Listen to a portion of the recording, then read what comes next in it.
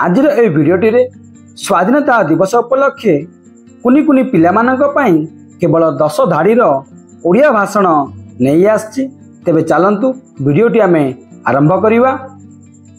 सर्वप्रथमे एठारे उपस्थित समस्तंकु एई 78तम स्वाधीनता दिवस उपलक्षे मोर हार्दिक शुभकामना जणाउछि। आज अर्थात 2024 मसीहा अगस्ट 15 तारिखटी आम पाए एक स्मरणीय दिवस अटे। एही दिन अर्थात 1947 मसीहा अगस्ट 15 तारिख रे आम देश भारत स्वाधीनता लाभ करिथिला। दीर्घ 200 वर्ष धरी आम देश भारत इंग्रेज मानक अधीन रे पराधीन होई रहिथिला।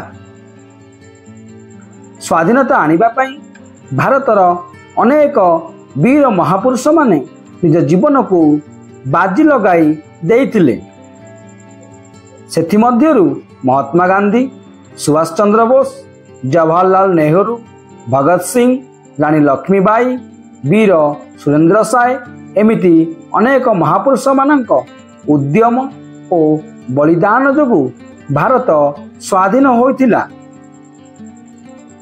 सेही महापुरुष मानकु मने पकाइबा पई आमे प्रतिवर्ष अगस्ट 15 तारिख रे स्वाधीनता दिवस पालन करिथाउ।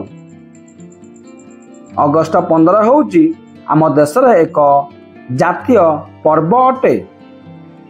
आज एही दिवस को भारत रे पूरा पल्ली ठारू आरंभ करी स्कूल कॉलेज समस्त सरकारी और बेसरकारी अनुष्ठान मानक बड़ धूमधाम रे पालन करा जाई जातीय संगीत गान करा जाए।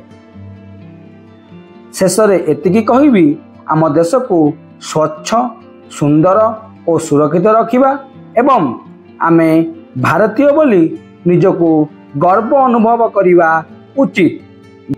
जय हिंद, वंदे मातरम।